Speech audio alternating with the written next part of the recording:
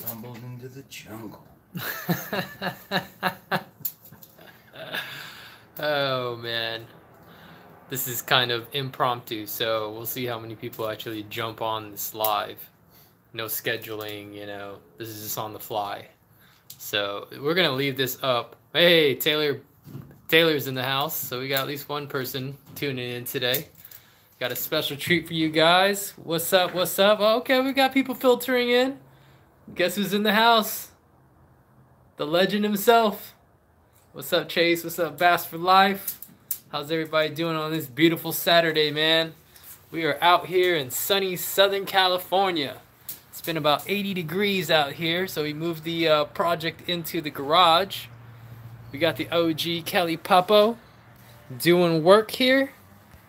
We're gonna switch it up, and we're working on the Dream Machine 1.0 today, guys.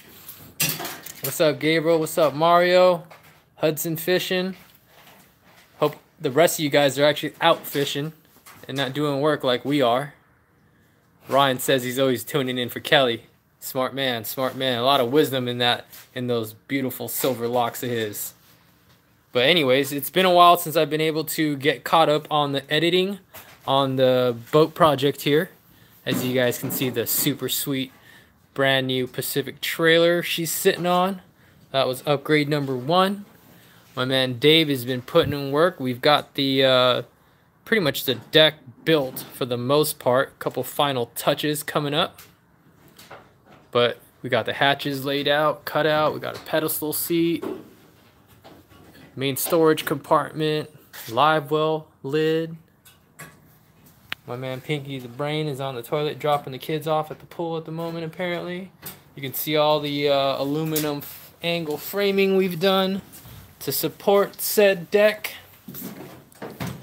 So we've been working on this pretty much every day for the past week, it seems. And today's particular focus for my man's right there is we're doing the plumbing for the live well system here. This is the Dream Machine 1.0 Spa. So we're getting all the holes punched to run the hose.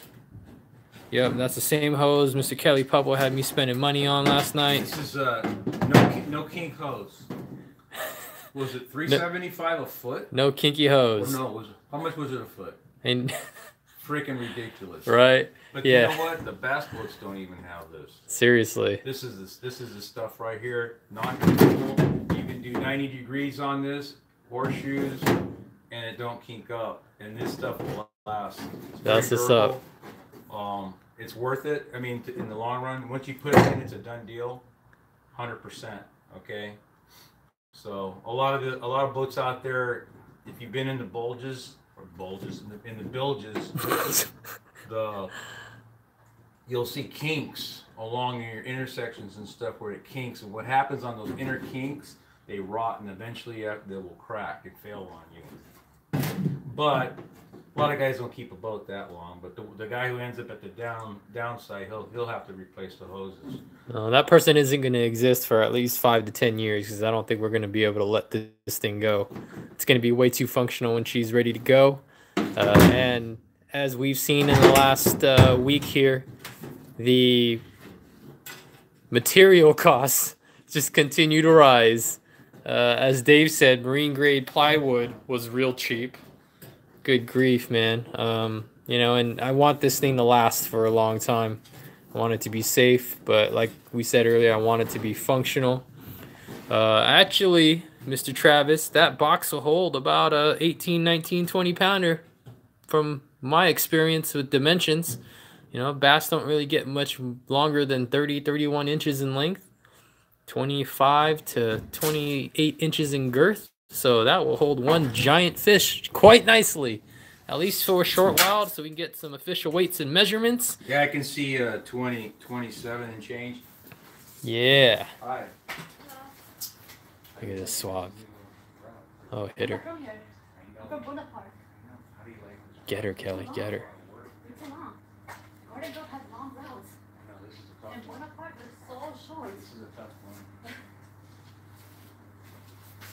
More bills coming in.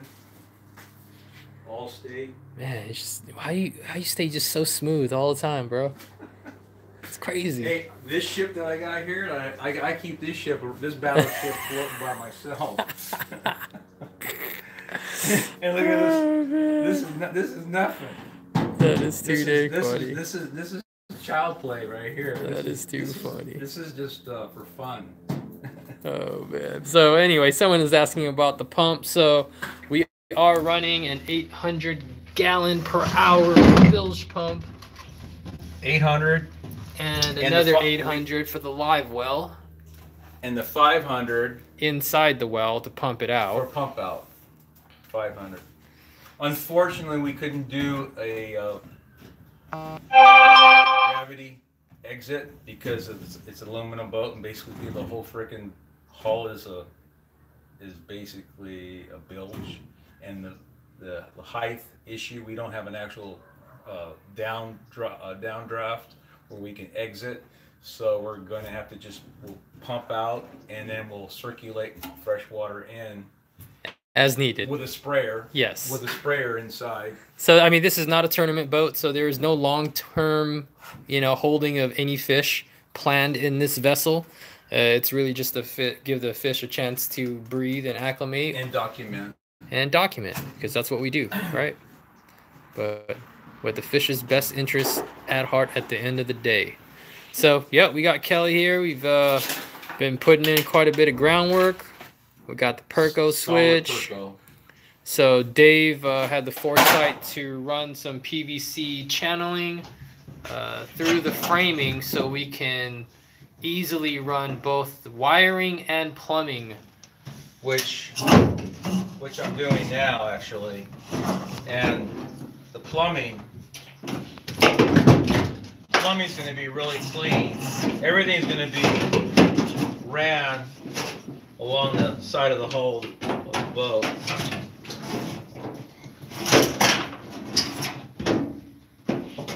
Not all the holes are drilled yet, but this will be tucked up. And then we'll come in at an angle here and come in with a sprayer shooting into the live well. Nice. And if you guys are wondering what the live well box is, it's actually a plastic planter box that I found at Home Depot that literally fit right in between this bench seat. 100% waterproof, well, minus the top, but I ain't worried about that. But yeah, that was a nice little easy solution. Yeah. Yeah, Dave, I think when it's all said and done, this is going to be quite a unique 14-foot aluminum boat. Wait till you guys see what else we have in store for lots to come on this boat build. What's up, Cody Martin? How you doing, man? Glad you guys could join us today. And Kelly, why don't you tell these people a little bit about your life's work and what you've done for a living? I've been in the trade show industry 41 years. What did you do in the trade show industry? Because people are wondering, how do you know how to do all this stuff, Kelly? I've done worked in every possible department. He's a fabricator. And built and been involved in all kinds of projects, from government jobs, from Rockwell aircraft, used aircraft, when we had government jobs back in the day, when there was a defense budget, when there was money to be spent. And we did trade show exhibits for the military, and did a full mock-up scale fuselage for the first space shuttle that simulated the first space shuttle cockpit that traveled around the world, Paris Air Show, Kuala Lumpur. In fact, there's an actual simulated mock-up of what we did at the La Palma Fries. I guess that would be right across the street from Anglers Marine. If you ever walk in there, you'll see an actual fuselage of the actual full-scale mock-up of the space shuttle. There is one there, but our shop built the first one that traveled around the world. Rad. And there is a simulated one that they duplicated the one that we did in the Fries over there. But the work related to the work I did is just the trade show exhibit building, installations, worked all around the country. So you're real comfortable hands-on. Fabricate wood, metal, I mean, just whatever, plastic, anything that we needed to do, we did, and for whatever the clients needed. Yeah, it was a lot of fun. A lot of learning. I was taught by all the old World War II veterans, the Vietnam vets, and guys in the ex-military, and guys that just didn't take any BS. And let me tell you, you worked and you did what you were told. And I'm glad I was able to learn from that generation and carry that through my life, and be able to be independent and self-sufficient, and be able to not get intimidated by a lot of things, and just be able to have that thought process. And also to I'm a visualist, where I can visualize things when people tell me things. And like last night, based on once we bought all the parts, You guys should have seen how fired up this dude was. I woke up at 4:30 this morning, and I'm thinking, well, as far as the down exiting, as far as for the live well, and having to have the live well above water line, and having to have a downflow exit, so you always have maintain your live well. Oh, there's that pesky science again. And I couldn't sleep with that. I knew there was going to be an issue, and obviously I woke up this morning and I knew it. Once I saw the boat, and I thought, no, I can't. It's not going to work. But we're working around it, making adjustments, and that's the thing. Everything that we're working on here, it's okay. Is this going to be functional? And we're looking long-term longevity, functionality, and just enduring, able to go out and endure the elements, and be able to be fishable, and catch big fish. Not have to worry. Right. Focus on the hard part. Exactly. Don't worry about whatever we've done here, because that's all going to be in the past, and all we need to worry about is one thing: fishing. Yeah. That's the key. My man Jerry clearly says he works for Freeman. You know who that is? I've known a lot of people through the industry, so I mean, I've been out of it for a few years now, but I actually worked in the Freeman shop. I did the Coors exhibit that went to Hawaii. I did the that other big account that they had that we worked on. There was Coors, and then that other huge account that they had, exhibit that we built over there. I was part of those projects and spent a few months in the wood shop and made some good money over there. Yeah, was part of that whole deal. I've worked for everybody. Super dope. One time or another. And you've actually worked on a project like this in the past, right? Taking it back to the 70s. Yeah, I did a aluminum boat, a decked out aluminum boat, 14-foot Valco, 1974. Decking, live well, hogged out all the foam inside for the flotation of the Valco, and then lined it with thin plywood and fiberglassed it in, had a live well, and then decked it, indoor outdoor carpeting, 2 swivel chairs, trolling motor, and it was a piece of cake. It had some of the best times fishing Castaic before it even filled up, fishing out of a little 14-foot Valco, and having some most memorable trips and fishing experiences that I'll take to my grave. And that's why we're doing this again. Little boat like this. Absolutely. Simple, basic. Take it back. And this fishing, when you're confined in something like this, you're scaling down on your gear, minimal lures, so you're on your game. You better be on your game when you're out here in a boat like this. You're limited on rods, everything. So you go out there and you do what you can and make the best of what you can in this situation. Yeah. So all those guys out there that are in those little boats, dude, you guys got an advantage, man. They got to struggle. They have a But struggle. that's the advantage. That struggle is the advantage, because it teaches you. Makes them tough. You know what it's like for all of my guys that play basketball? I've gotten soft, man. I grew up playing in blacktop, out in the streets. Yeah. I play in the gym now. You put me out in the streets again, bro, I can barely dribble a basketball, let alone shoot off of a metal backboard or a double rim. It's different, man, and this is kind of a reminder to make sure I still can make things happen with a minimalist approach. But anyways, here's the rest of the tour. Here's the back deck, 1 single compartment, little storage option. We got a little 3-gallon gas tank. All right, little framing in there. Powertrain here is a 15-horse 4-stroke Honda. We reinforced the transom here. The original was super old and rotted out. That's solid mahogany. This is literally solid mahogany. So Dave did an incredible job there. He even recessed and offset it so it would tuck up underneath the lip.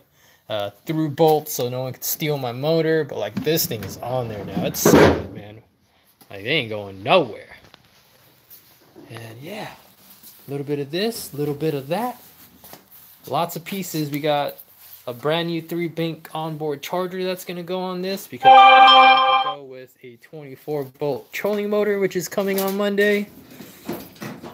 And as you guys saw on my Instagram, on my personal last night, we also received the new Garmin unit, Echo Plus 93, 9-inch screen, all-in-one unit, down view, side view, quick draw, custom mapping capability, but it's also live scope compatible because that's some next level technology that I'm excited to explore. But yeah, man, it's coming together. It's taking a lot of work, a lot of heart, a lot of soul, and a lot of experience on this man's part, my friend Dave's. Fortunate to have these guys on the team to help me realize the dream of the ultimate small fishing vessel. And this is going to get us back out on those inshore saltwater fisheries too. Calico bass, spotted bay bass, maybe even some halibut fishing. See Kelly pulling on some saltwater fish for once. Well, definitely, that'll be fun. And we're so close to the ocean, it's a shame not to take advantage of it. Inside of being at the launch track in 25 minutes from right here. And for us, that's close. Pulling a boat. Guys, you know, across the country don't understand the struggle of having to drive more than an hour, 20, 30 minutes to get to your nearest lake. Yeah, and economically, what you have here to do that. Dude, to tow it, I mean, I could tow it with the Civic probably, let alone the freaking Tundra. I'm just looking cost effects. I mean, it's unbelievable to have such a playground so close and then to fish out of something like this. I mean, by the time your whole turnaround, it might be 35 bucks, 35 bucks. Yeah, honestly, the launch ramp fee is probably the most expensive part of it. 12 bucks. Oh, it's probably more than that now. Well, I think it's 12. It's 12 for the launch ramp. So figure, yeah, 35 bucks. Yeah. You can do the whole turnaround. Well, you know, I used to run a 6-gallon tank in my old 14-foot aluminum Valco with that same motor. Yeah. And I literally maybe remember putting gas in it like 3 times. Like, it burned no gas. So that's why we went with the 3 to try to save a little weight and space. Yeah. This shouldn't be a problem. And you guys here see the work table. Bunch of miscellaneous parts and supplies. More through-hole fittings for all this plumbing. Got some TH Marine latches for the deck lids. Perco switch so we can stay safe and turn off all the power and electronics. Nav lights. You know, it's going to get the deal. There's is that what? Oh, that's the. That's a nav light. That's nav light down there? Okay. No big deal. Put that up. Yep. So we'll stay safe. We'll stay Coast Guard legal. But yeah, man. And Dave's exactly right. This will allow us to fish in places I can't get into with the 21-footer. Some recurring fisheries we have here at home, right? That I'm going to be able to get in the back of stuff like I used to do at Lake Piru when the water's up, way up in the river. So it's going to be fun. Hope you guys are excited. Anyways, wanted to give you guys a little bit of an update. We got this thing registered now. Trailer's good to go. Wasted an entire 12 hours of my day yesterday at the DMV trying to figure out how to get this thing registered because I didn't have hardly any paperwork off the guy I got it off of on Craigslist. Big struggle, but it's all going to be worth it. So, yep, here's the lids. We're using stainless steel components wherever applicable. Screws, hardware, these piano hinges are actually stainless. We're putting lockable latches in there. Here's the framing all the way up to the bow there. That little step cantilever to support all that weight. You know, and if you guys can imagine, there will be pretty much a leaning post about right here. Most of the standing will be done throughout here, and all these decks are fully supported by that angle framing. And then we'll probably have the foot control for the trolling motor up in this region. And playing with some ideas on location of mounting the graph and of course the hydro wave. You guys know we got to put that on here. But yeah, it's coming together. Thank you guys for joining us, man. What kind of seat post is it? Just a standard swivelly seat post, Gabriel. Easy peasy. Look at the mastermind. Already at work. Okay, so measure twice, cut once. Thanks for tuning in, Carlos. Enjoy your time with your family, man. Yep. So anyways, we're going to get back to it, guys. Just wanted to chime in here, give you guys an update because it's been a while. I will get to some deeper detailed videos on the framing work that we did, the deck work and the woodwork. Amazing stuff by Dave. What's up, my man Wade? Appreciate you, sir. But yeah, it's all coming together. Hopefully we'll be fishing inside of a couple weeks here once we get the rest of this stuff put together and the electronics and figure out my battery situation. And make sure it floats after where it's all said and done. I end up putting all this crap in this boat. You know, that storage compartment's dangerous because I could put a lot of megabass baits in there. But we're going to keep it simplified. All right, Kelly, say peace out to your fans. See you guys.